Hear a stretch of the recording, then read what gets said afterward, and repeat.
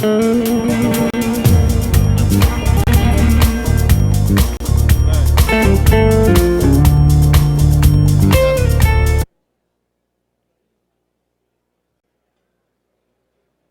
morning.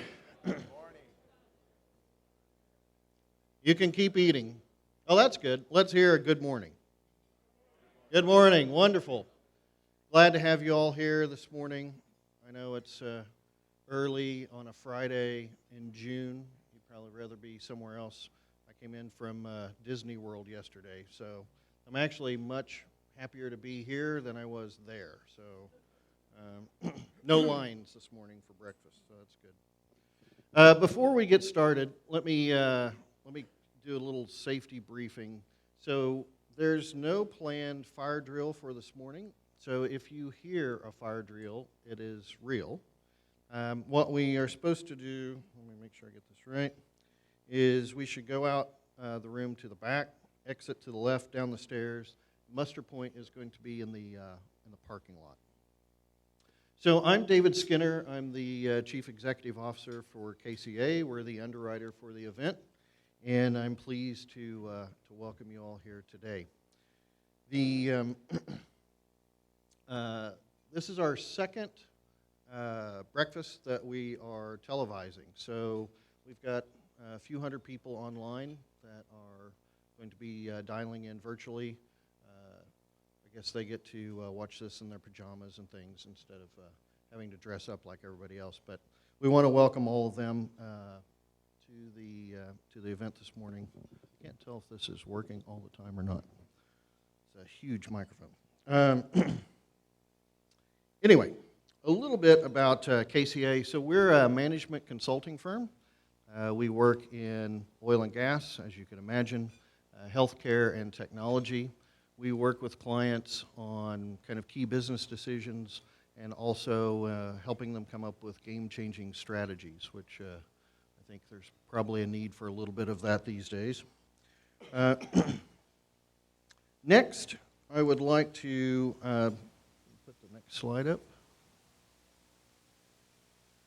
See it? But want to announce that our next event, there it is, I think, is going to be September the 16th, and the title of that is New Technology for Old Business. And as you can see, we've got our panel of speakers already signed up for that. And if you sign up today, and today only, you can get your seat for $75. So hurry and go out and get your seat for that. Okay. Next slide, please.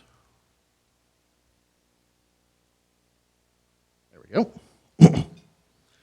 So, back in, I guess it was probably about January of this year, I was reading all the headlines about the layoffs and the downturn in the industry, and just show of hands, how many of you have been through at least 2 downturns now? Okay, how about 3? How about 4? Okay, those of us that still have their hands up, we've got the battle scars to show it. I've been through 5 of these, and it seems like everyone is a little different, but this one really did start to feel quite different. The amount of talent that we kind of saw walking out the door, either voluntarily or involuntarily, I think it's been quite amazing. And as we all know, even though things go down, they do come back up. And so one of the concerns that I was seeing was, what are we going to do with this sort of talent deficit? How are we going to fill that gap? And I happened to be talking to a friend of mine, Katie Maynard, who's out here, and I'm going to bring her up on stage in just a minute, and said, this really does seem to be different than other downturns that we've experienced. What are you hearing? And both of us kept hearing from friends that had been in the industry for quite a while and still had, I would say, many good years left to participate in the industry, but they were really just kind of tired of it. and were going to go do other things, whether they were going to take early retirement and go fishing, or actually some of them really are looking at completely different industries to move on to. So he said, what can we do about this? And the thought came up that maybe we should do a study, but not just kind of a data gathering study, but one that really looks at what are potential actions or strategies that the industry can take to hopefully rectify the situation that we kind of see that we're in. So we launched Energy 2021, which was first phase of the study. We launched it at the beginning of OTC. We had a fantastic response to it. By the way, that study or the survey is still open until June 17th. We'll, I think, put some information up where you can go log in if you'd like to participate in that if you have not.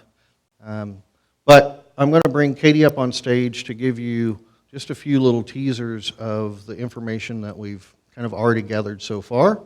And so Katie, if you'll come on up. While she's coming up, I'll tell you a little bit about Katie. So Katie's the CEO and founder of Pink Petro, which is a global community of energy professionals providing digital learning, formal and informal networking, mentoring, and development to bring about the next generation of women in the industry. Katie's worked for Shell and BP in fairly senior roles, and Katie shares definitely the passion that I do to see this industry not just survive, but really thrive. So with that, Katie, if you'll come on up and talk a little bit about what we've seen so far. Thanks, David. Thanks, everyone. It's exciting to be here to talk about the one thing I love, my industry, and that's the energy industry. So,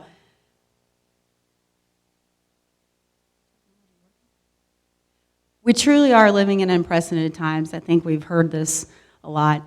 To give some perspective about why I think we did this is I participated in January by watching the World Economic Forum. How many of you are aware of the Davos event that happens every year? Great.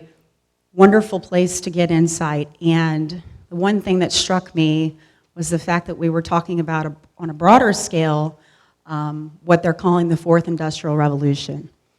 And the Fourth Industrial Revolution is what's changing everything. Our industry, healthcare, banking, finance, the whole game is changing. So the world of work is changing. We've got a lot of work ahead of us.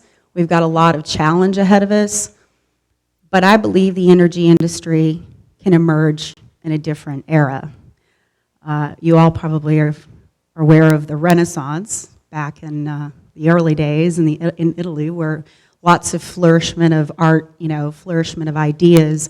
The opportunity is now for us to be looking at that, and I'm really excited about leveraging this study to understand what is the future, because each and every one of us in this room underpins society. We do things that are very important, and those things need to continue. So the chairman said there's never been a time of greater promise or greater peril, and I agree with that. We're being forced to adapt to new things, new ways of working, what I call the post-normal. So what is normal today, right? It's very hard today to assess risks, to predict trends, and it's even hard to understand who to listen to, right? Don't know where to get the source of information, so. What they talked about at the forum are these kind of three areas, and I want to point out a few. The impact being felt already around people and talent are around the middle class in emerging markets, crowdsourcing, the sharing economy, which is all the stuff you see today around social, changing the nature of work, the flexibility of work, how we learn. But obviously, we're living this period, and you see this right here, where new energy supplies and technologies have emerged. So we're looking at that in the study. We're asking questions of leaders, we're asking questions of workers, and we're hoping to ask questions of students. We want to know what everyone thinks about energy and what that future looks like. So, lower for longer. We keep hearing this, right? I think the thing that's interesting about this study is, and we're going to go through a little bit of that data, is how long folks think this is going to last, where people's sentiments are today.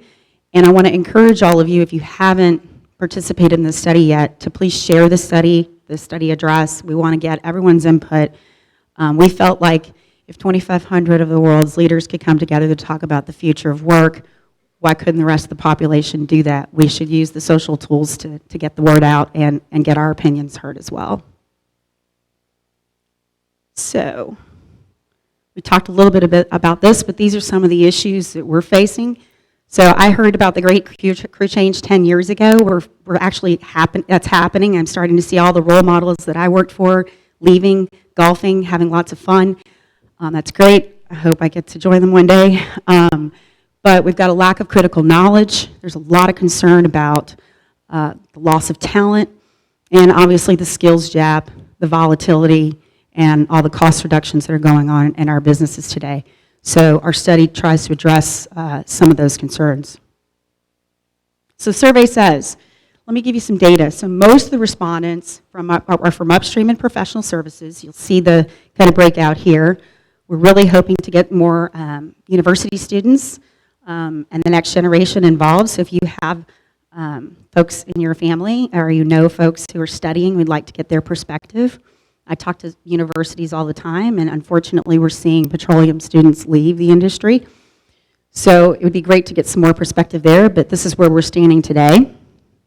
Where do they live? 82% of the folks are here in the States, 12% abroad in Europe, and we've got a speckling kind of all over between Oceania, Latin America, and the East. We'd love to see more representation here. So again, please share. The overwhelming majority have been in the industry more than 5 years. Surprise, surprise there. We're really hoping, like I said, to diversify this mix of respondents. Many of the respondents have been in their current position less than 5 years. I think that speaks to how our work is changing. The fact that jobs are no longer jobs, there are roles. So I don't have a job, I have 20 roles, and in this environment, many of you have 40. So this is speaking to that, I believe. Most respondents are first generation. Some are second or third generation energy. It was really neat to see some of the people in the room and earlier talking about the fact they've been in the business for a while.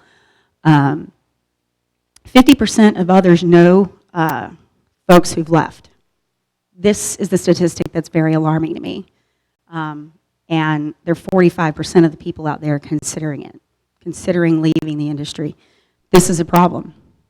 I have a background in health and safety, and I'm very concerned about the competency gap that we have ahead of us, and we need to make sure that competency gap doesn't create more regulation, more costs, and more problems for the industry. So this is a statistic that really caught my attention. 60% of the respondents hold a manager or higher role in the organization. We did have some individual contributors respond, so we got about 44% that are individual contributors in the organization. We'd like to see a better representative mix here.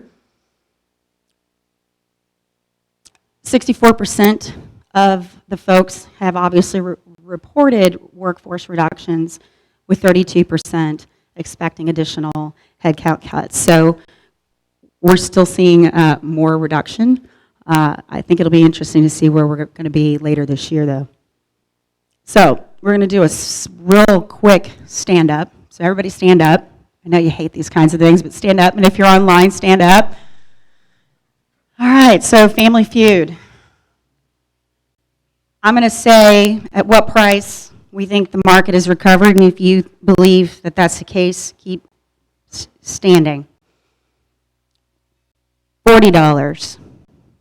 Nobody. $50. $60.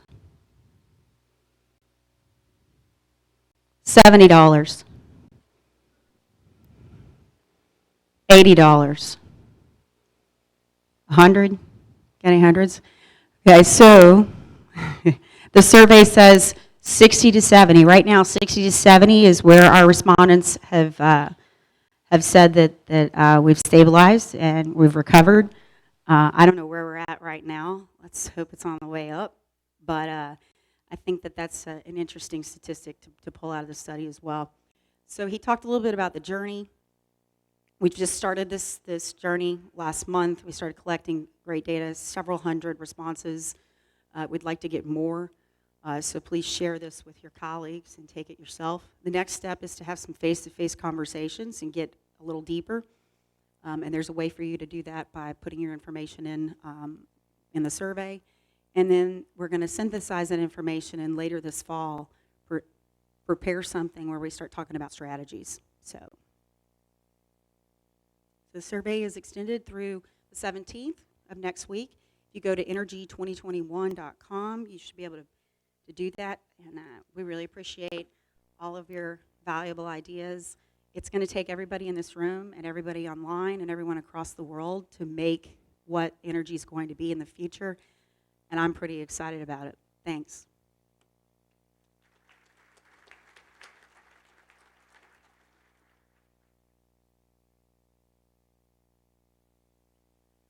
Okay. Hopefully that wasn't too depressing. But unfortunately, the state of where we're at, I think. So next, for something maybe a little more uplifting, I'd like to invite Joe Burke up to the stage.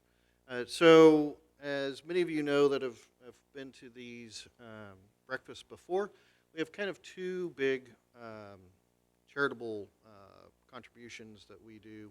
One is for junior achievement, which is what Joe's going to talk about, and the other is veterans, which I'll introduce in a minute. But Joe, if you'll come on up. Good morning. It's kind of interesting. We have the chance to go out and speak with a number of different industries, and your skills gap is mirrored in healthcare, it's mirrored in construction trades, in a variety of industries. And really, if you look at how do you close that skills gap, part of the solution is you really need to start to close the education gap. Did some basic sort of cursory research into the state of Texas. I looked at this year the number of seniors, and I thought, I wonder how many of them were ninth graders 4 years ago. And I looked, and there was a 20% drop in the number of students that were 12th graders from ninth grade in the state of Texas.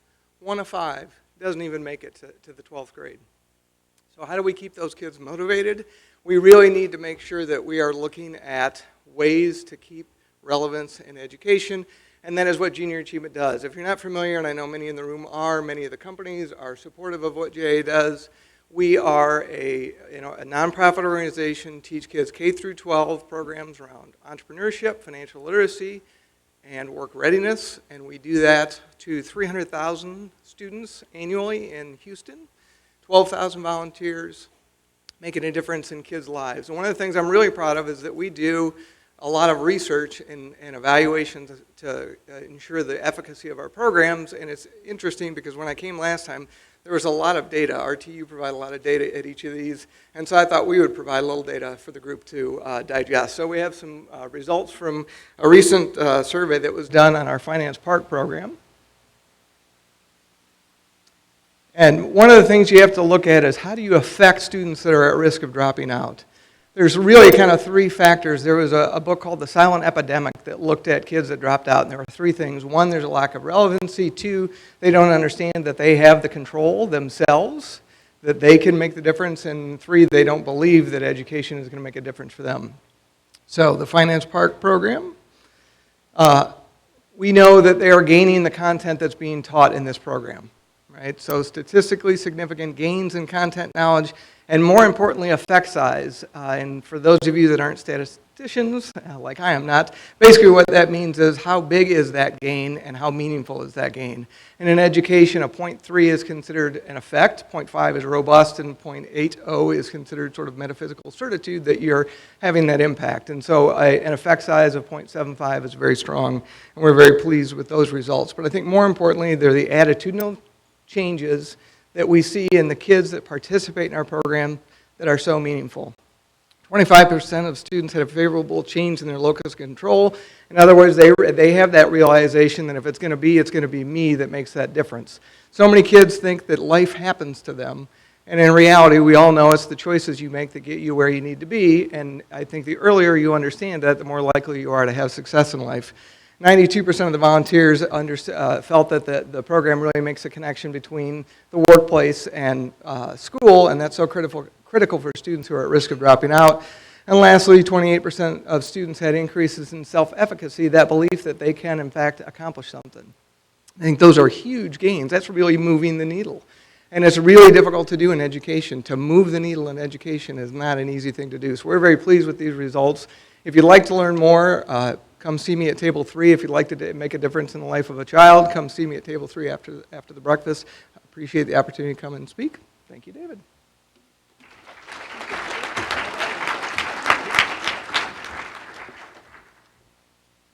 And just so you know, I've been on the Board of Junior Achievement for the last 10 years. And when I first started, we were at, I think, like 180,000 students, something like that. This last year, we did over 323,000. So quite a big impact. And our volunteers have grown dramatically. I think 5,000 or 6,000 when I joined, and we're over 12,000 today. So again, thank you. Thank you, Joe. As I said, the other group that we really try and promote are our veterans, the ones especially that are returning from duty and looking to enter the workplace. If I could ask the veterans in the audience, the ones that are returning, if they'd stand, so you can recognize where they're at. Thank you very much.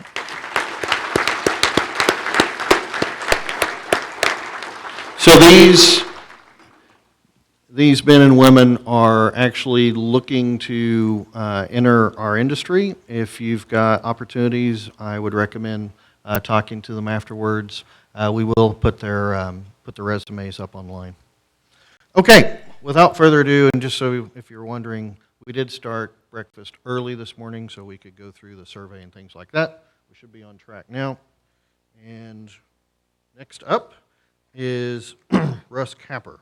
So Russ has been our moderator from day one with the breakfast. Russ has done I think a great job. We decided we'd keep him for a couple more. So yeah, Russ has kind of an interesting and illustrious career.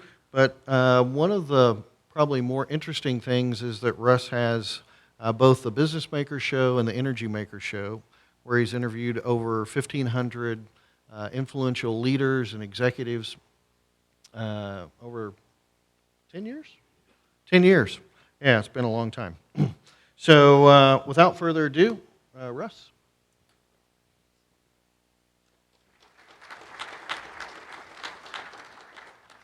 Thanks, great to be here. A couple of things about this media business that I'm in. I love it. I love to champion the causes. That's why I do it. I'm not really a media guy. When I first started, I was on the radio, and people would introduce me, and they would say, "Oh, yeah, you're the radio guy that does a business show." And I'd go, "Nope, I'm a business guy that does a radio show." I always like to clear that up. I've had the opportunity, as David said, to interview quite a few real cool Make It Happen people. Coming up this week, next Wednesday on the Business Maker Show, my guest is going to be Barbara Denson, who some of you have run into in the audience. Where are you, Barbara? She's here. She's the person that has a book that she just hit the market, I think, like yesterday. She's holding it up. You know, there have been many children's books written about oil and gas. This is the first one that is not disparaging.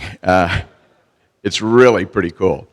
And Barbara, like I, really feel like the industry needs to champion the cause so much more. At our dinner a couple of nights ago, we discussed this. I think that the industry itself ought to defend itself much more than they do these days. I know you can kind of feel like, wow, we never win those debates. But I tell you, you really don't win if you don't show up. So I'm always championing the defense. But before we get going, I want to know a little bit more about the audience. This is the sixth Houston Energy Breakfast. How many of you are here for the first time? Whoa, lots of rookies. You don't know about the hazing that takes place after the breakfast. I mean. How many of you have been here more than 2? Okay. How many, has anybody in here been here more, has anybody been 6? I have. David and Kevin have. Diana has. There's a few. Cool. All right, a little bit more. How many of you, is anybody graduates of the University of Houston? Okay. What about Rice? Okay, that's cool. Texas A&M? Whoop. University of Texas? Trump University? That's right, they don't have any graduates. They just have plaintiffs. I forgot about that. I really am delighted to be here. It's a cool panel, as always, and it's time to really get going forward. All I got to do is get my iPad to go forward. But we wouldn't be here for sure if we didn't have these cool sponsors that we have. You know, these things don't just happen for the fact that we get to show up and pay a few bucks for breakfast. So there are cool, more than ever, I think, sponsors. Keep joining on. We have Resources 2 Energy. If you're here, give us a shout out where you are. Right here? Cool. We have PKF Texas, CPAs and professional advisors. They also champion the cause of oil and gas. They're key sponsors, title sponsors of the Energy Maker Show. Seabridge Media. It's the guys in the back. Wipro, back over here. Cool. Pink Petro. We know where they are. Good job. Although, Katie, the minute you mentioned post-normal, I thought, man, I've always been living in post-normal. I don't know what the deal is. We have the University of Colorado Denver Business School GEM program. We're even up here, Tool. Computer Business Solutions, Inc., Seasons 52, Junior Achievement, and of course, the Energy Maker Show. Okay, so now it's time to introduce our cool panel from my left to right, which I don't think that's right. I think it's from your left to right. Or as W would say, my right hand doesn't know what my left hand is doing. I always loved it when he did that. Okay, first, R.T. Dukes, the research director of Wood Mackenzie. He spent 6 years with Wood Mackenzie in various research and consulting roles. Currently, he manages the company's detailed analysis of major upstream developments through the North American Key Service Play. And this is his 5th Houston Energy Breakfast. Is that right? Cool. Next, Jim Marchiori, the executive director of the Global Energy Management at the University of Colorado and Denver Business School. Jim is the executive director of GEM, and he has over a 30-year career, has been a champion for the use of technology and innovation in workforce development for the oil and gas industry. To his left, Maria Boras, the Chief Commercial Officer with GE Oil and Gas based in Houston, Texas. Maria manages a team of over 4,000 employees globally in sales, commercial, key accounts, and marketing organizations. She was appointed to her position in January of 2015 when she joined GE as a company officer. Next to me, David Reed, the Chief Marketing Officer with National Oil Well, that's Varco in OV. David Reed is the Chief Marketing Officer. He is in charge of developing the market and strategic engine of NOV across regional operations and business segments in order to offer their customers the most valued position in their relative markets. He's been with Varco since 1992. Okay, so today's presentations and audio can be found at the Houston Energy Breakfast website. That's www.houstonenergybreakfast.com, and should be available by early next week. So we're going to end with a Q&A session, and we always really try to stay disciplined, panel members, on a 12-minute presentation, so we have enough time afterwards for question and answers. You should have some cards on your desk, on your table, that you need to fill out if you have a question, and we'll pick them up at the end. The computer business solutions people are the people that supplied the actual cards to do this. After the Q&A session, as we've done through all of these, we're going to give away a $200 gift card that was generously donated by Seasons 52. You must be present to win, so keep that in mind. The Seasons 52 is located at I-10 at Westheimer.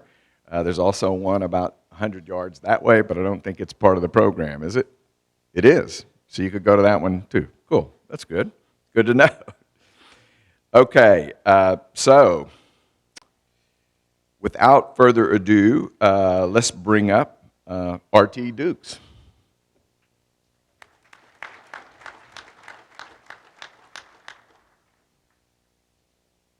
I think it's my fifth time, Russ. What I do know is it's been enough for me to figure out. You ask how many people are here for the first time because that allows you to tell the same jokes over and over again if the majority raises their hand. But that's a speaker's secret, I think. As Russ mentioned, I work for Wood Mackenzie. We're a global firm, leading provider of commercial intelligence in the energy industry. In more simple terms, that means we have about 600 analysts that cover every oil field in the world and just about every mine in the world. And we have an opinion on just about every market in the world. So we like to say we have opinions. Some people say we're opinionated. I'll let you guys make the judgment, but happy to share some of my perspective. Contact information's here. As always, I take compliments. That's one of those same jokes that I tell every time, but also complaints and questions. So feel free to contact me afterwards if you're not able to ask a question during the Q&A. We're independent, so we're not invested in any of these assets that we cover. So it means we can be like a pinball at times because we work for people on both sides of the equation that differ with our views. And that's a little bit about what I'm going to talk, or alluding to what I'm going to talk about today. There's a quote, successful investing is about having everyone agree with you later. And that's a lot about what we do as well. And so first slide here, if I can get it to change. This is a good example with Muhammad Ali's passing. You know, someone who was really a villain for much of our lives, really a heroine today, you know, in his death. And so I have this here for other reasons, though. It's just an analogy that we like, simple analogies. And so much of my job is boiling things down into simple terms, when in reality it's not always as simple as good versus evil, or OPEC versus non-OPEC, or OPEC versus the U.S., like many of you would hear on a regular basis. So a few things I'll touch on today are drilled but uncompleted wells oversupplying the world, break-evens that are going to go lower forever, or the other side that'll say they're going to reinflate as soon as possible, M&A is dead, or that there's going to be mass consolidation, or that the U.S. ramp-up in supply will be immediate, or that it's dead. Like I said, bankruptcies will end the industry.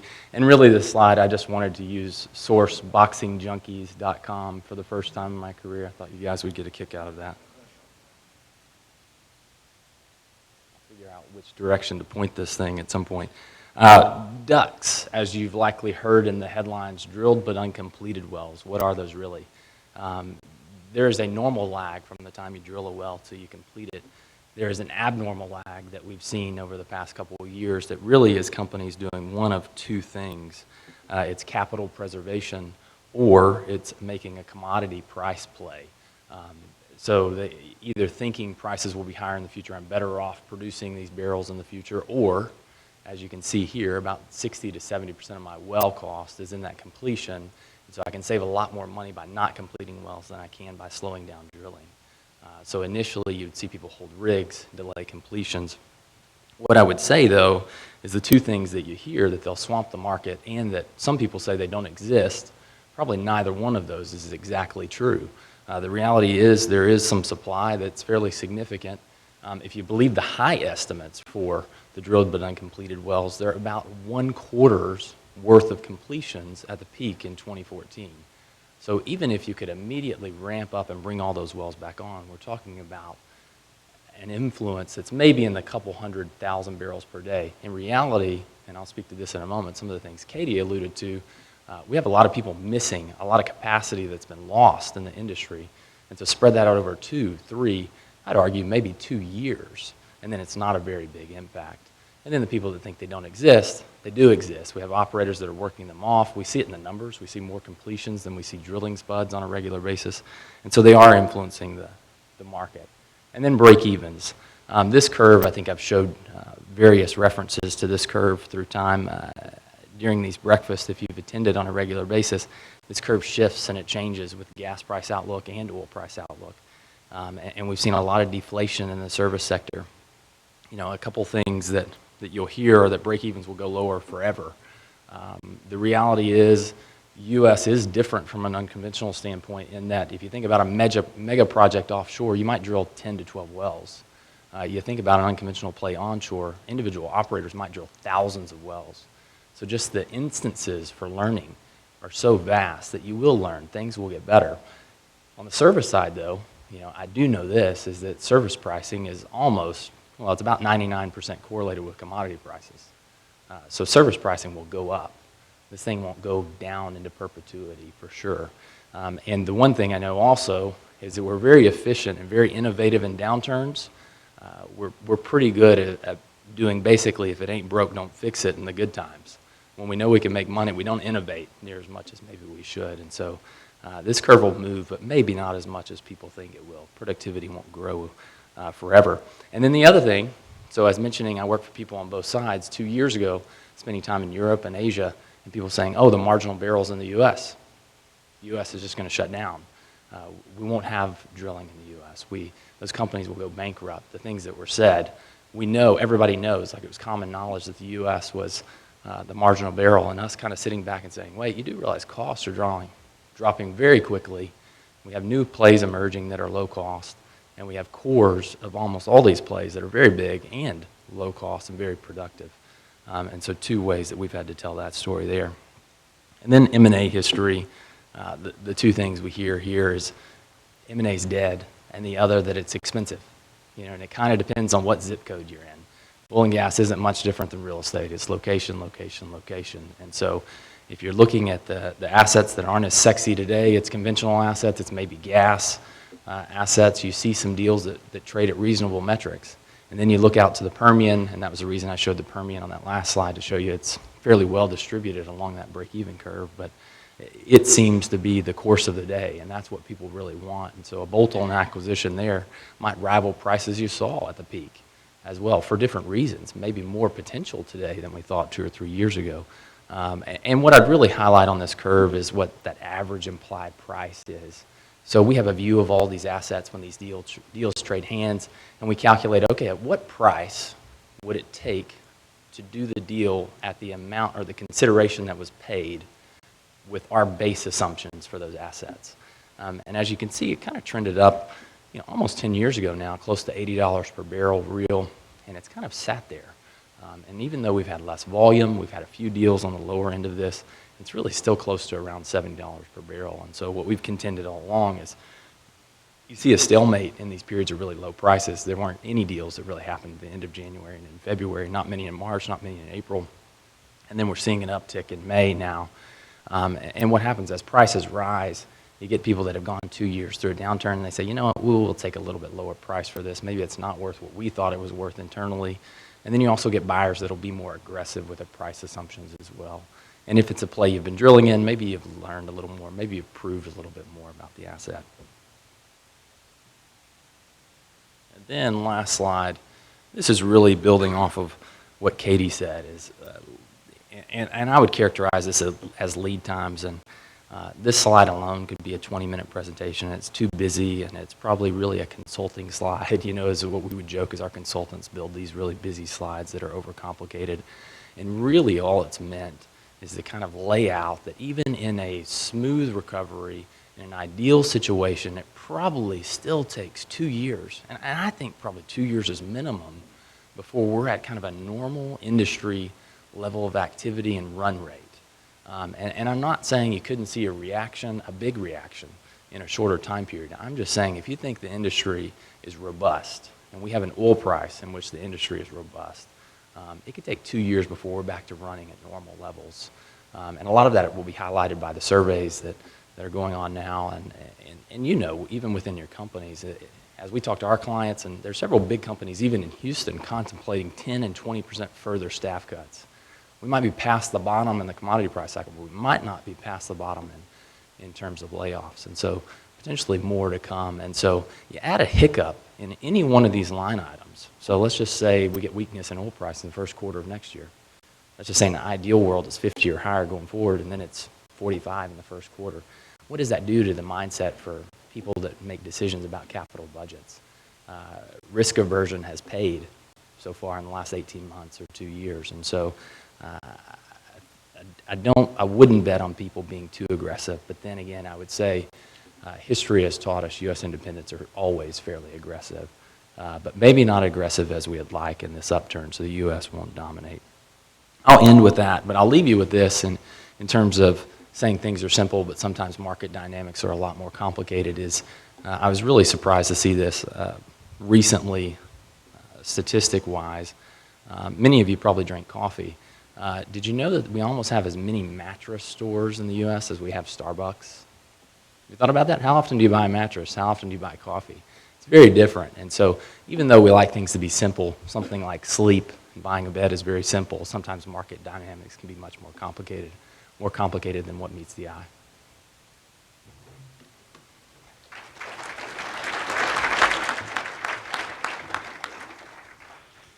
Well, you never can tell what you're going to learn here. I didn't know that. It's great. That was great. The mattress stores. Okay. Up next, from the University of Colorado at Denver, Jim Marchiori. Let's hear it for Jim. Thanks, Russ, and thanks, everybody, for coming. As Russ said, my name's Jim Marchiori.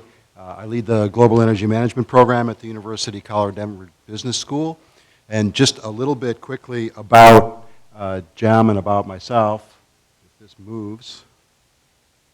There we go. Jim is a master's of science degree focused on business. So think of it as an energy MBA. We go across all the different aspects of the energy industry. Get this down a little bit better. And we have, a multiple dimension mission that we do. The core of our business is the master's degree program. What makes this really interesting, I think, is the hybrid delivery model. So what that means is that our students come into the business school for 4 days every quarter and do 40 hours of classroom time over a weekend, and then the rest of the quarter is all online. So literally we have students all over the world, mid-career type people, average age is 34, and really heading toward different leadership roles in the energy industry. All aspects of the energy industry. So that becomes a little bit relevant later on, and I'll come back to some of that, because when we start talking about workforce issues, it reflects with us quite a bit. My own personal background is really essentially all workforce related. I have about 35 years in energy. Most of that is oil and gas. Most of that is gas. And all of it has been around human performance and human development. So I started off running training departments and then moved from there into strategy, execution, and other aspects of the business around the world. So today I'm going to go really quickly. I have a bunch of slides. I'm going to throw a lot of information at you, but we're going to talk about how we come out of this downturn, both as companies and as individuals. And what do we need to do? Because as a couple of the people have already talked about this morning, Katie and RT, this one is a little bit different from other ones, and there's a reason for it. So, as you all know, and as Katie's survey also points out, there's been some effects of this. There always are. I mean, this is, depending how you measure it, my 7th or 5th, depending on what you count as a downturn, and you always have impacts on your workforce, you have impacts on your people, you have impacts on your strategy and your ability to execute strategy. So as we come out of this thing, we need to think about how that works. Real quickly, I mean, you've all probably seen something like this. This is just oil and gas extraction employees. This is layoffs over the last 2 years. So you see we've got about 10%, 20% reduction. There's more to that in different parts of the industry. So you see oil services, for instance, much harder hit. What's interesting about this, and this comes really from a Mercer analysis, is that the difference between this and prior downturns, after the 80s, everybody said we're not going to do this same thing again.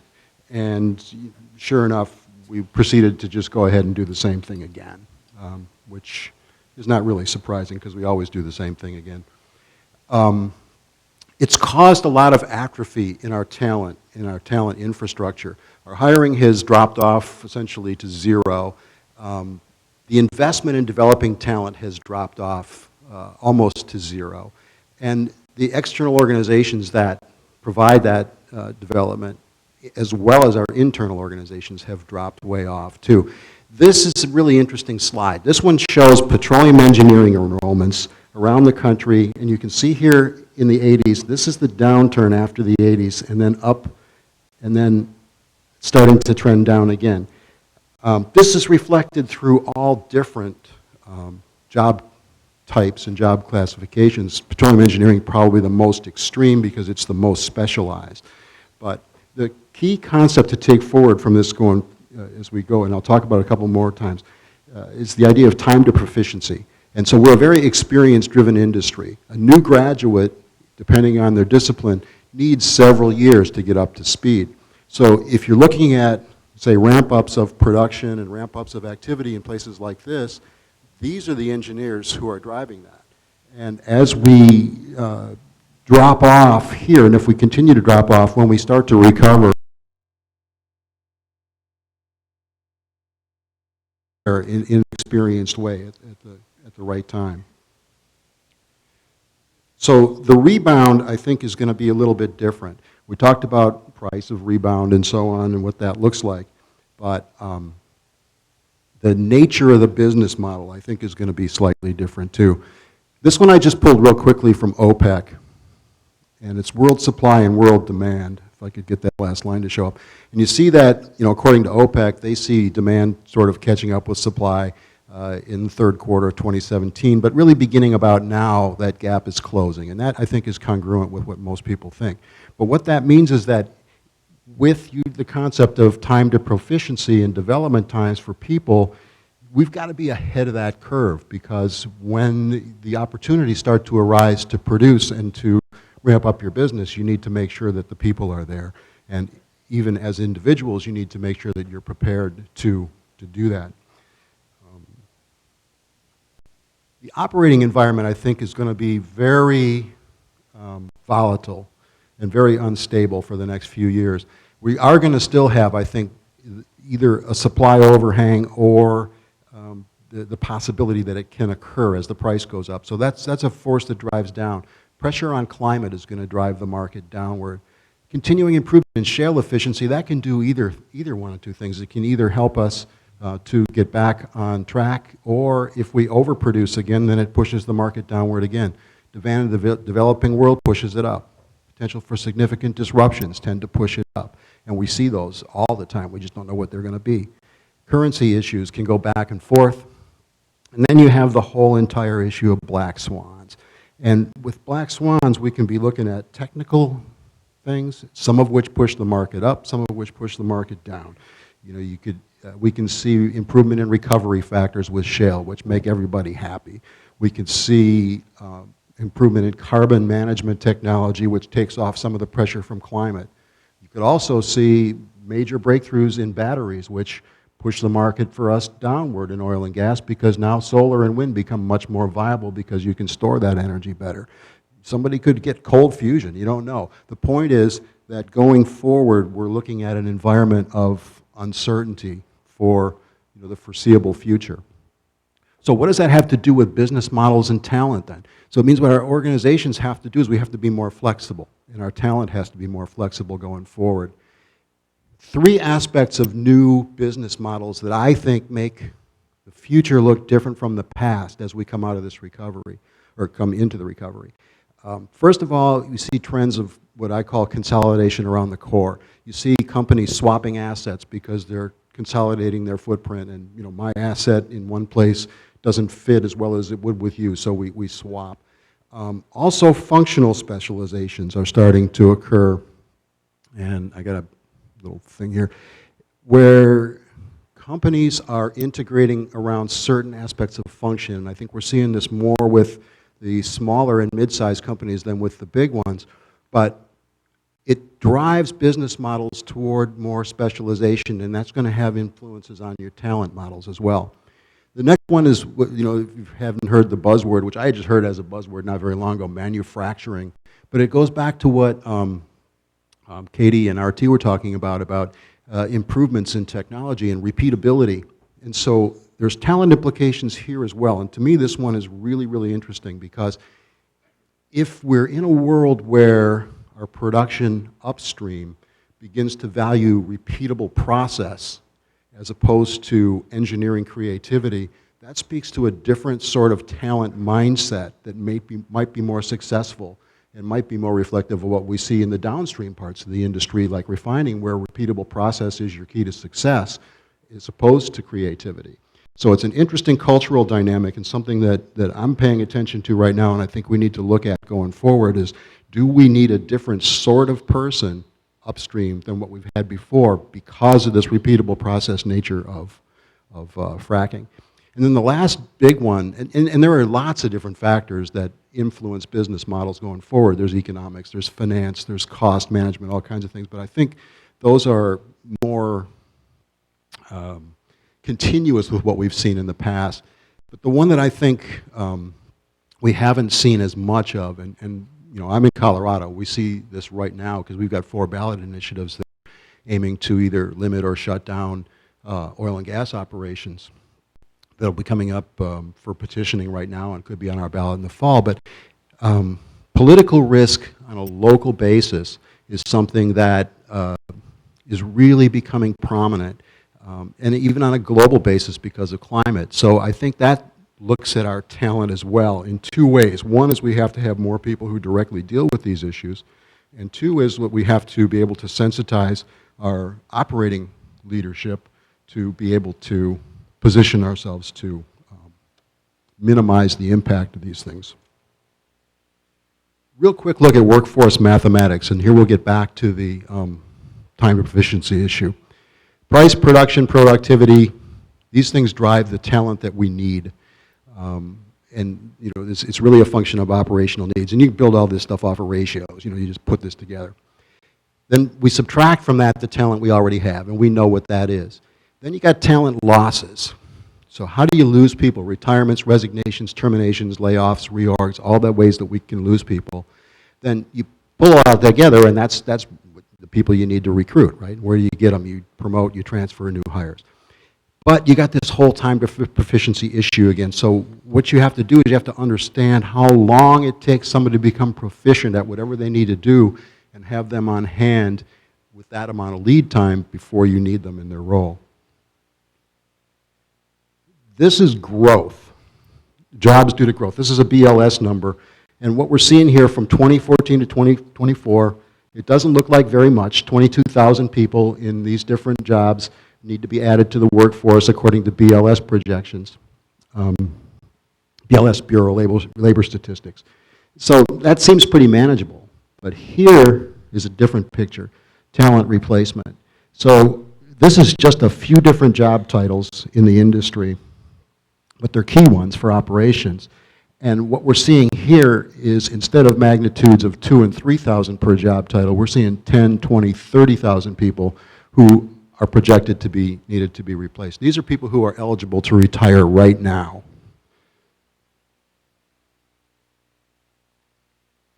And so it's that replacement picture that's the real kicker. So back to the issues of the workforce. People have been hurt. The people who are still here, they're overworked. You all know this. You all see this every day. There's a lot of trust issues. There's a lot of need to rebuild the engagement of the workforce as we go forward to be able to position ourselves to take advantage of the recovery. One of the ways to do this is by development because it is cheaper than a lot of hiring and so on, and also it allows you to make the changes that you need to make culturally too, and so it's time to start investing in development if you can. This is a concept that I work with, and I'm going to go through this real fast. Talent risk. I just want to leave you with the idea that any strategy, any business activity has risk associated with it. This is something that interests our boards and so on. Talent is a risk like anything else. So are people available? Are they aligned? Are they capable, engaged? What's your turnover and what's your leadership? These are all things that can cause your strategies to fail if you don't pay attention to them. And I was talking before this presentation this morning about this with someone, and the fact that these issues don't really get to the attention necessarily of the CEO or the board, or they don't make that top 3 or 4 list, and this is a way of making that happen. So as you develop a talent strategy going forward, here's what we got to think about. What's your scenario for the rebound? What's your business model? What's the core of your business? Because you build your talent from the core of your business outward. If you're a production-oriented company, then the production is the core. It's where you make your money, and then you build everything from that. What's your go signal? When do you know that you have to start preparing, and how do you factor in your time to proficiency issues into that? What's your development infrastructure for people?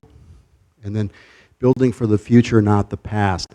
And here I think the real issue is flexibility, because the response to uncertainty and volatility is to be flexible and agile, both as an organization, as an individual. So you see things that Katie talked about, roles versus jobs.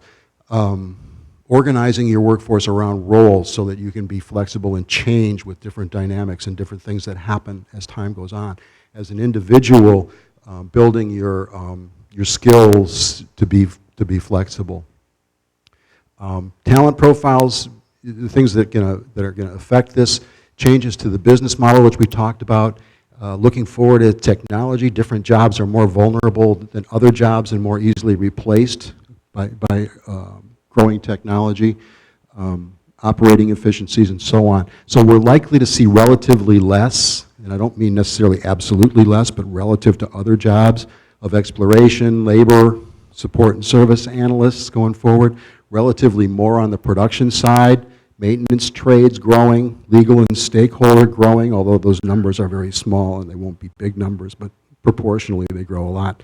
EHS, same thing, relatively smaller, but growing a lot proportionally over the next 3 or 4 years. So that's where the talent demand is likely to be. IT is another one. So last slide for me is, as an individual, what do you do? And what we tell our students right now in a downturn is that, and keep in mind, we're Pan Energy and our students are older, average age of 34. If you look at any sector of the industry, whether it's oil and gas, wind, solar, whatever it is, they're all going to experience significant turbulence over the next 20 to 30 years.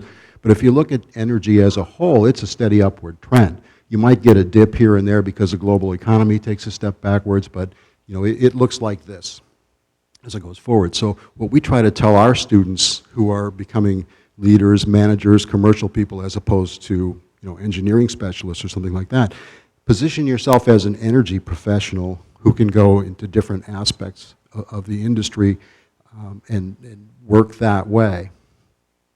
Understand and align to strategy.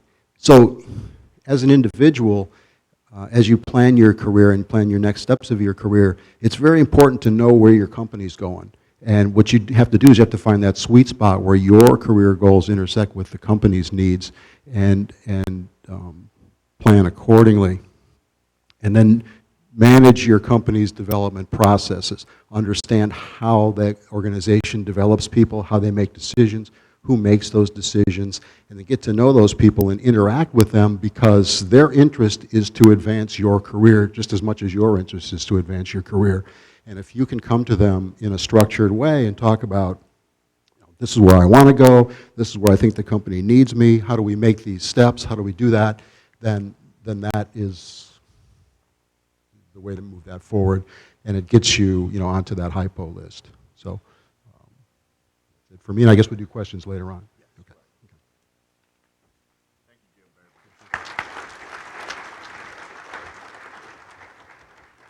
Good job, Jim. I was thinking, when you talked about turbulence, no matter what sector you're in, yesterday, I attended a conference of investors in a commercial real estate company, and the conference was the Disruption Conference. And all it was showing these people what's getting ready to happen. And it was in all categories. I mean, it was in medical, in depth, in oil and gas, in robotics. And the prediction is that we're headed for major disruption in all categories. I just thought that might make you feel better about not being alone in this category. Okay, so up next with GE Oil and Gas, let's hear it from Maria Juarez.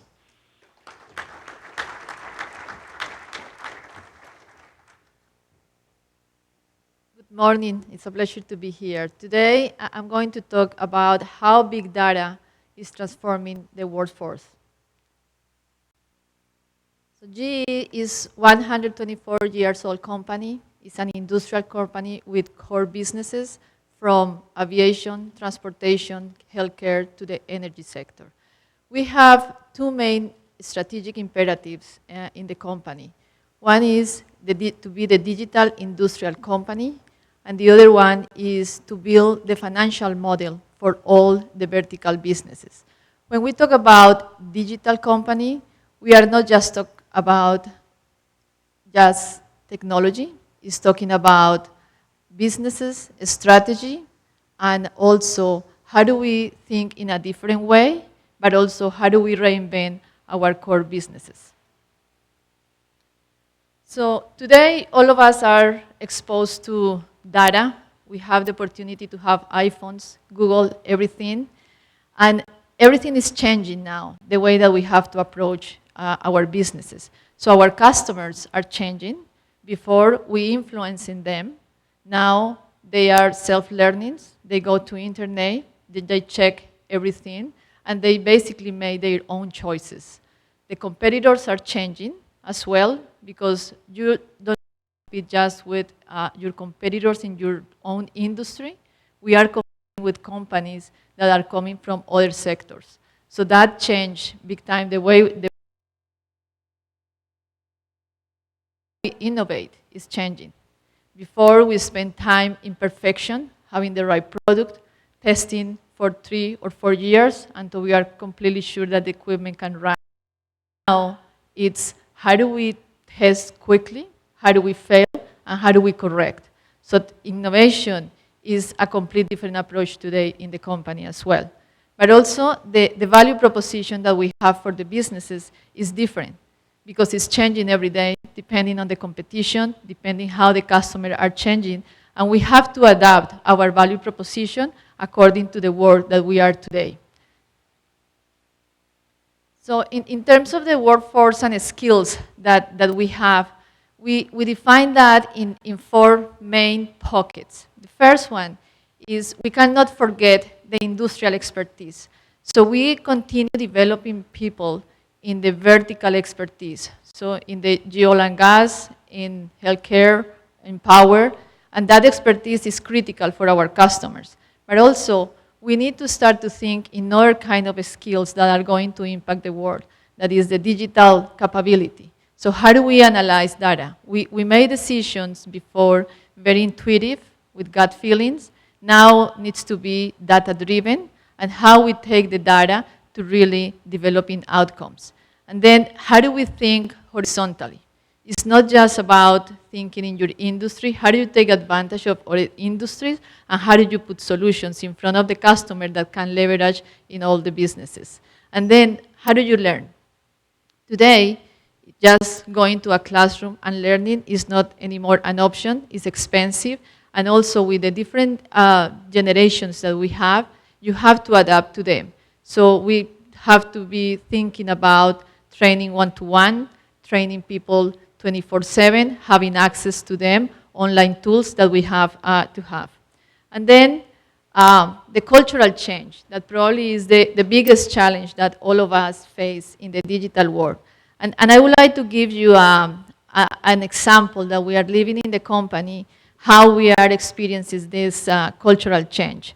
So in my commercial role, I have to develop what is the behaviors that we want to have in the sales force, how we need to work in a global world where we have to go to solutions, but also how do we communicate between the regions, between product companies, between people that are working in over the place, and how do we train them fast.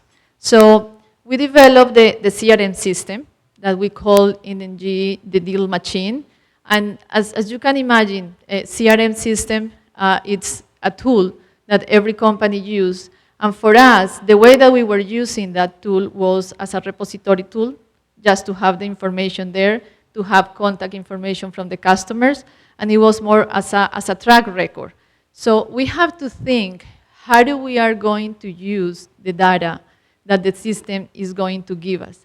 How do we want to measure different things that we didn't think before, like, for example, productivity for the sales teams? How do we know who is doing what? How do we know that we are responding to the customer on time? So all the behaviors and the accountability that we want to have in our teams, how do we want to have ownership on the data? So we have to rethink how the approach in terms of behaviors and how do we want to do, what we want to do with the data. And at the end is which kind of platform we are using and we want to get from the platform. So the platform is a CRM system itself, but then is how do we go and connect everybody with the transparency of the information, that they can see what is going on in the different regions, what is going on in the product companies, and how do we design that tool for people that is so far from probably places that the customer is. And also, how do we retrain them to use? Today, in this world, it's expensive to train people, so how do we do something like the iPad, the self-training?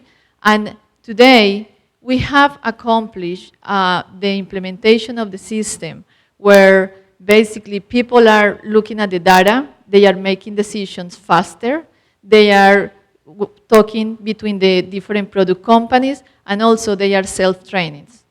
And a clear example is probably the forecasting that you have to do for every quarter. And before, we were very reactive in say, okay, we lost the quarter, we don't have a lot of pipeline. Now, what we are doing is what we have to do now to change the results.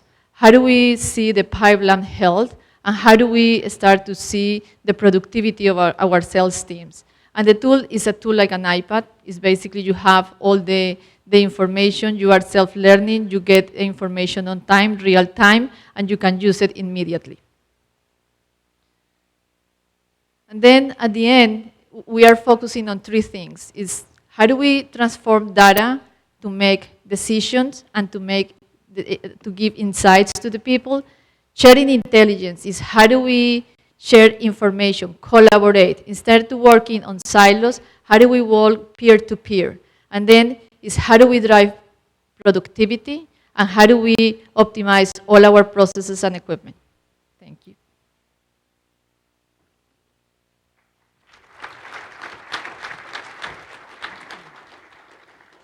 Thank you, Maria. That was cool. When you were talking about, test, fail, and correct fast, I'm just always blown away by Elon Musk and the way SpaceX does that compared to the way we used to. We live in an extraordinarily fast-paced time, that's for sure. Okay, so our fourth and last speaker, who was sitting right to my right, when we were talking about downturns a while ago, people raising their hand, he said, wow, I had one last night. So without further ado, David Reed with NOV. Good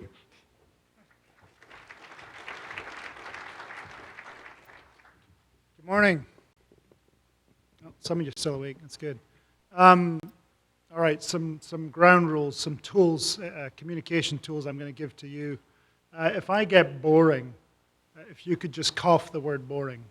Could someone do that for me? Thank you. Right. See, that's how that works. If it's getting late and I'm running time, can I have a time? Yeah, that's good. Anything else? Offensive? Anyone? Okay, good. Cough offensive. So those are about the words I'm looking for, so I'll be listening. So yeah, this is a great subject. Workforce changes. For me, it's very interesting how we talk about this. So we talk about millennials. Do we have millennials in the room? Any hands for millennials? Some shy millennials. Do we have Gen X? That's me. Any of you guys? And then, what are the other ones called? Baby boomers, those guys. Yeah, do we have them? Yeah, a lot of them. Okay, great. So those are called barriers between people. They're very popular, but we try to hide them culturally when they're about where you're from or, other things, So eventually we'll grow out of this ridiculous behavior and realize that who here is a human? Well, we only have a few. Okay, so the rest of you can go because I know this will be boring for you. But the 5 of us here, I'm going to be talking to you. Okay, so things change. For me, I came into the industry in Scotland. About 12, 13, I went to my first punk concert that changed my life, a band called Stiff Little Fingers. You all know them, right? Do I have any? Yeah, their backup band was these 17 pimply guys called U2. They turned out to be bigger, both Irish bands. But it was a time where, you know, I grew up in an oil town. We didn't like the Americans who came, sorry.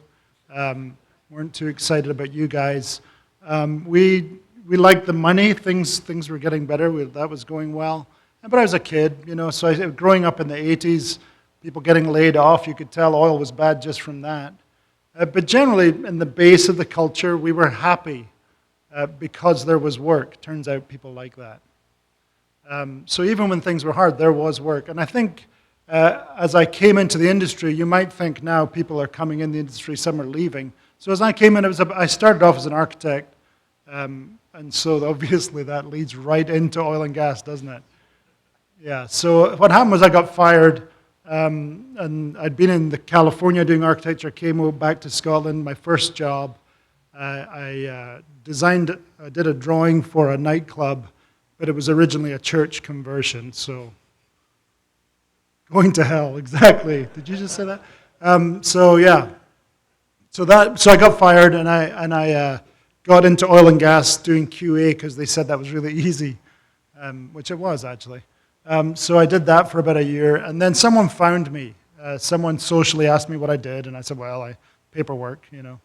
And so he hired me. This guy just liked me. And he hired me, and I thought, well, you know, I had probably a 1-year-old at the time. And I thought, yeah, I need the money, so that's good. And so I stayed for a bit, and it was about an hour drive, which here is normal, but in Scotland, that's a weekend trip. So I was doing that every day for about 2 years. And I definitely wanted out. But a guy came and spoke who was our chairman at the time. Actually, he walked past my office, and he said hello and moved on. He looked like Colonel Sanders, but anyway, that was just something it was interesting. But I remembered his face. There was something charismatic about him. He talked in the workshop with everyone there, and it was a downturn, and he talked about caring about people, and I was like, what? And in Scotland, you know, we're not the most sensitive bunch. But it was interesting to me. So 2 things. This guy changed my view. The way he thought about the industry, what they wanted people to be, how they wanted people to be was kind of inspiring. And then when I interviewed, everyone I interviewed at the time had these things that we'd never seen before. So this is a generational, you might not get it. But they had like little boxes with tiny televisions on them that looked like paper. I mean, like printed paper. It was amazing. And so I asked the guy, what is that? And he goes, well, it's a Mac. It's a computer. And you get one. I was like, I want it in. Oh, also, we give you funds so you can have a computer at home and a bicycle. This is Scotland, right? So no one gives you anything free in Scotland. Once you come to America as a Scottish guy, go to a buffet, you don't ever want to leave. That doesn't happen in Scotland. So this idea, what happened was I was compelled into a company that I didn't even care about oil and gas. I cared about what's in this for me. And they started working with me and growing me.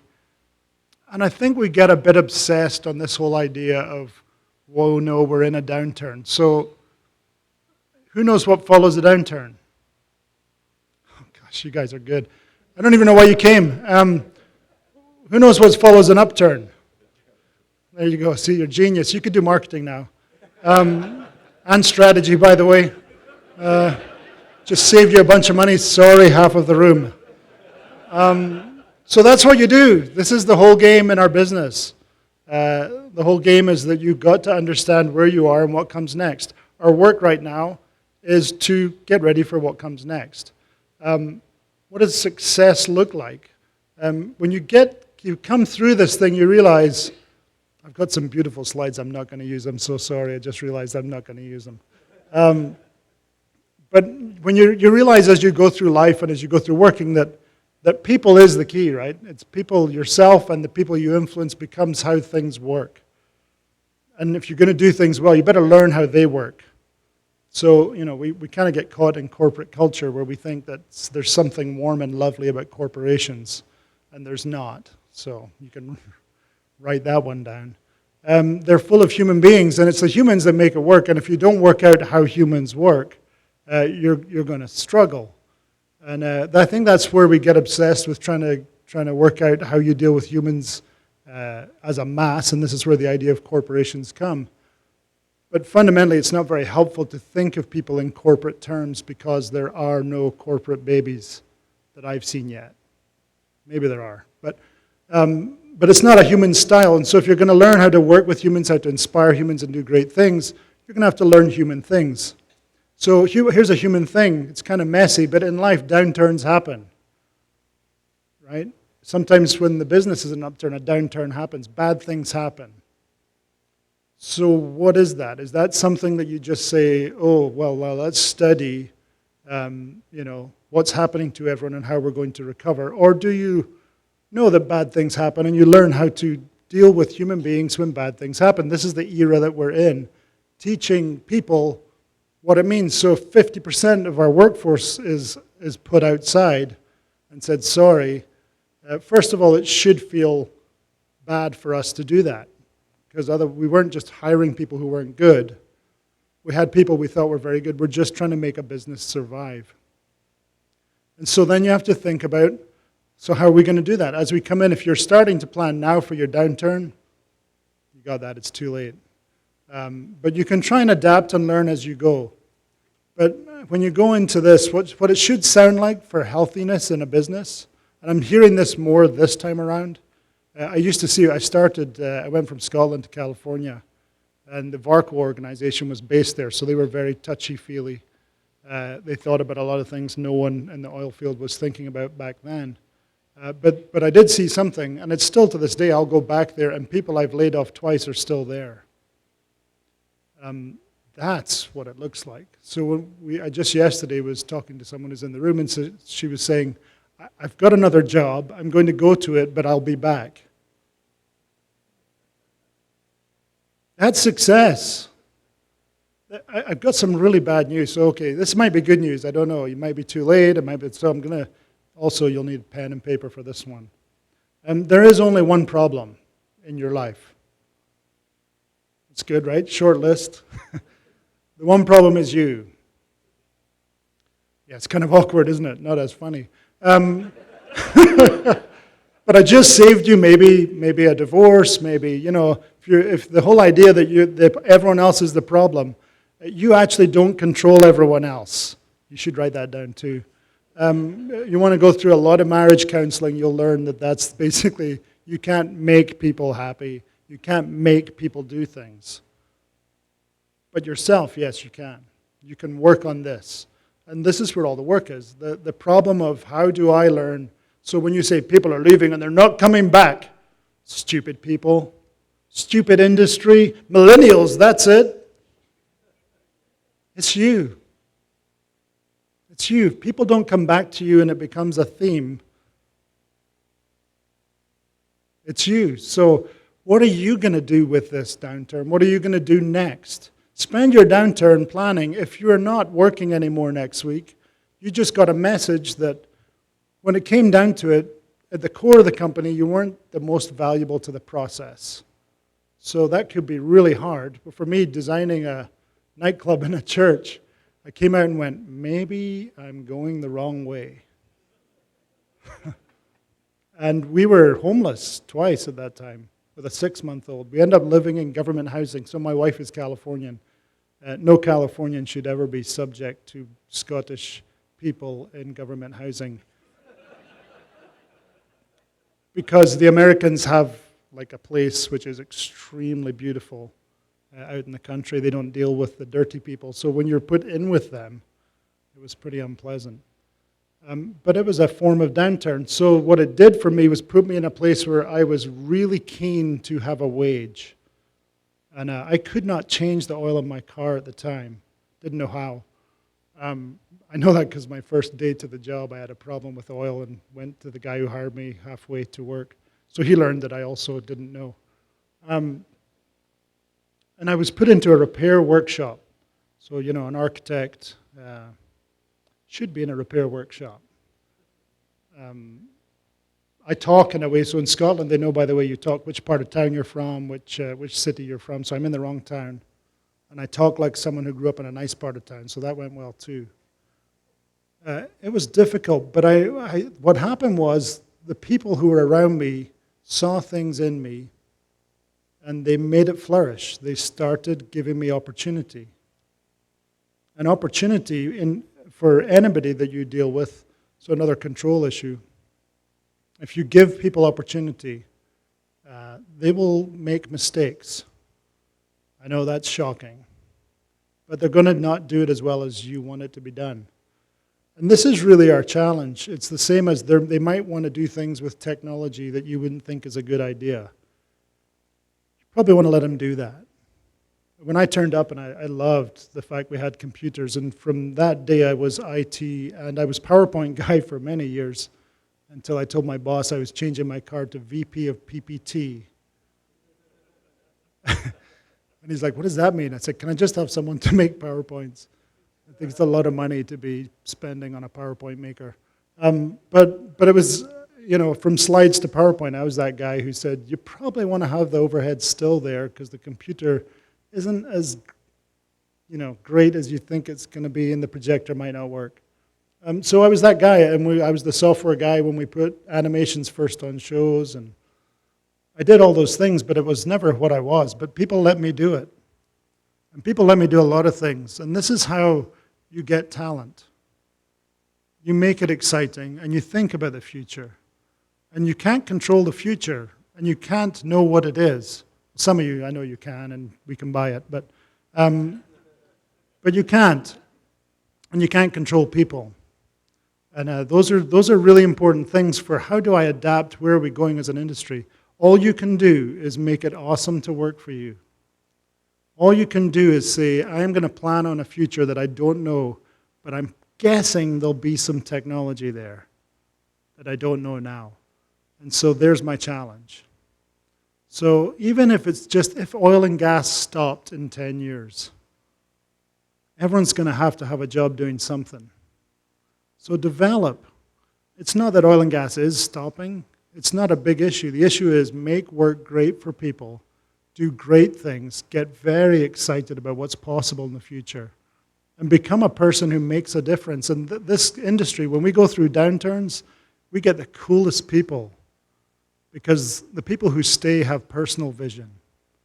They have a desire to do great things, and they've learned through really hard times, wild mood swings of our industry, that you learn to hold on and to think of how can I create more value. It's really exciting. I mean, I came in and we had giant, at that time, 100-foot tall robots. That's all I wanted to do. You know, we've made 2 of them, but I was pretty excited about it. And in time, we made hundreds of them. And I got to be a part of that because I was the guy who wanted to do robots. Most other people were terrified of this idea. And all the guys who did robots now run our company. It's kind of cool. But you have to remember that you lead positively. That in life, negative things happen. And so I'll close with an architectural thought. When you design buildings, they create two types of space. We all talk space. You don't want to talk to architects. But there's enclosed spaces like this, and people will stay and habitate in there. And then if you create large open spaces, people move through it. And so the principle that they teach is that we move through negative space, which is what we call that, and we live in positive space. And that's important. So positivity in itself is useless for humans because things don't work out positively all the time. But teaching people to deal with negative and move through it, don't live in the negative, but move through it and use it as a growth engine for your next cycle to continuously live in a positive place. And that's how you should think about the future, because although we can't control the future, it hasn't happened yet. So we can plan on a better future. And that's how it works. So, thank you.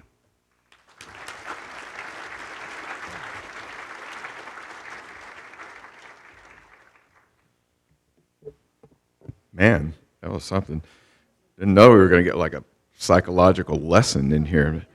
How many of you think David really has some other PowerPoint charts? I don't think he does. Not necessary. Okay, so it's Q&A time. So if you have some questions written down, please kind of identify yourself, hold them up for somebody to come around and pick up. And we will move ahead. So I've got one right up front, and this is actually sort of for anybody and everybody in the panel. But when you look at the future and you look at change, and we talked about a lot, Maria was the only one that mentioned big data. And everywhere I go in events, I was at the D5 event, I was at the Darcy Forum, these were events that surrounded completely the future of oil and gas is driving down cost. And the consensus is there's probably no bigger category than information technology, partly because of all the sensing devices that were used in shale production, but they weren't really used, they just sensed, and then we sold $100 a barrel oil, it didn't matter. But there's a feeling amongst some, and I've interviewed this guy, Mark Mills, that wrote Shale 2.0. He says we're going to be able, the leaders in the industry are going to really be able to drive the cost of production down through IT. Does anybody dispute that? Does anybody agree with it or have a comment on it? RT's turning on his mic, and so is David. I'm in. So we looked at this around 2000. If anyone went through Y2K, you would start looking at it and thinking, maybe this is a deal. But we found that companies outside of our industry were doing some interesting things with the internet and with uptime and the models of business. And so we started investing back then. I think investing now is, you've got a long journey, but we've been doing a lot of really good big data stuff where the ability to take all the data we have gathered over those years and convert that into knowledge is going to be huge from a performance side. We think everything will change. It's back to, we have the CEO of EOG on our board, and he said, hey, check out these apps. And he had all these apps showing his production and things that were going on. I said, so do you have an app developer? And he said, no, it's just our guys do this. Some of it's valuable, some of it's not. And I think that's a change that we just need to, it's back to letting people go wild with it and enjoy it and, create the systems. Most of it exists and it's off the shelf, and that's something people think we have to create a lot of stuff. A lot of work's been done and we can just pull it into the industry, and I think it'll make a big change. Okay. RT, did you have a comment on that too? Yeah, essentially, that's our business. I mean, Okay. we take data points from across the globe and add an industry perspective to that, to increase the quality and provide insight to our clients. I mean, at the end of the day, our job is to help make people more knowledgeable, and then hopefully they apply that, and then applying knowledge is wisdom, and they make wise decisions, they make good decisions, they make profitable decisions. Okay. Well, I also was in a discussion with Alan Gilmer just this last week. He was on last quarter's Energy Breakfast panel, the founder of Drilling Info. And he was talking about this, not so much from the digital perspective, but from the variance in cost of production that's taking place right now. And he sort of attributes it almost more to talent in the field. I mean, I'm sure there's some luck involved too, but I mean, the range was unbelievable. And did we have that sort of range in the conventional days at all? Does anybody know? Yeah, no, and there's an interesting terminology actually about referring to the millennials being digital natives as opposed to digital immigrants, which the rest of us are. And, to go back to some of the things that David was saying, what you need to do is just kind of unleash that and let them go, because they'll find things that we haven't even thought of. Do you guys, Jim, teach any, kind of emphasis on IT, big data in your programs? Not from a technical point of view, because we're a management program, but we do cover a lot of that, from a management point of view about how do you manage these functions, how do you manage the people in these functions, and try to get the work out of it there. Okay, absolutely. One thing, we developed a wired pipe and managed to stream data to the surface, at which point most of the industry, it was 10 years ago when we first did it, most said, we have way too much data, why are you giving us more? And it's only now that they're realizing, computers. people aren't actually going to be looking through all this data. So yeah, it's changed a lot. Okay. Maria, you mentioned a lot about digital skills. Do you guys retrain existing employees, or is it such with the millennials and so forth that they come and show up with the skills, so you're not going to retrain those that don't have them? No, actually, it is a mix that we have to retrain all our sales force, but also it's new capabilities and new skills that we need, like data science.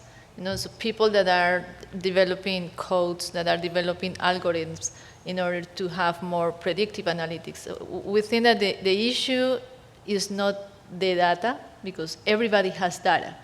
It's what do you do with the data? How do you translate that in an outcome to really have a value proposition for that is productivity, and how do we start to have also less KPIs where you can start to see progress. So it's more about the skills in analyzing data, what does mean that data, versus and combining with the science. So now it's more, you cannot separate between an engineer and a manager. It's how do you put that two skills at the same level and integrate that profiles. Interesting. How long have you been now? You've only been with GE for how long? 1 year and a half. Okay. I mean, it is such a progressive company. I mean, the way that you even presented it too, I've heard your CEO speak several times. Was that an adjustment for you too in joining GE, or did you live and work in that much of a progressive environment before GE? No, it was,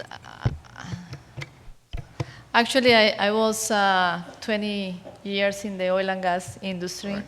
And it was quite refreshing for me to go to a company like GE, where the way that we see talent in the oil and gas industry is you hire people in the university, you put it in training in the field, and then you spend 3 years and you have your managers in that way. In GE, it's more horizontal knowledge, which is fascinating. How do you take knowledge from aviation or transportation or power, and how do you use all these kind of skills in the other industry?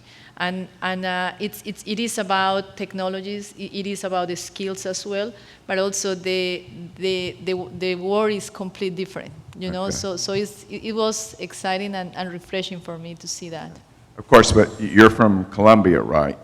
I am from. Yeah, you would have probably felt very differently if you were from Scotland, right? I think so. Okay, here's a cool one. As a chemical engineering student, how can I best prepare myself for the changes and challenges the industry will face in the future? Go to Colorado University. Well, that's the obvious answer, yeah. You know, it really goes without saying in that dimension.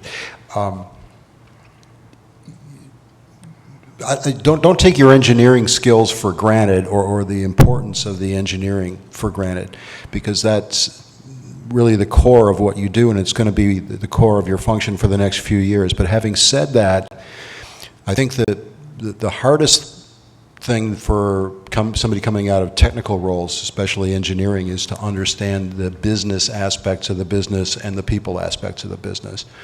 And you'll reach a point in your career where if you can't master those things, you will plateau. And, you know, maybe you get a really cool technical job as a process engineer somewhere, and you're inventing new processes, and if that's the direction that you want to go, then that's great. But if you want to advance into leadership or anything from your company, then you've got to be able to master those business and people aspects of the industry. And so as you progress in your career and get more comfortable with your technical acumen and your technical skills, make sure that you're developing your people and business skills as well. Okay. Does anybody on the panel have a question for another panel member? Or an audience member? You can ask them a question. Okay. So are we ready to do the major drawing? Let's let Maria do the drawing. So the way this works, once again, you have to be here, but I haven't seen anybody leave, so I would think you're still here. And the winner is?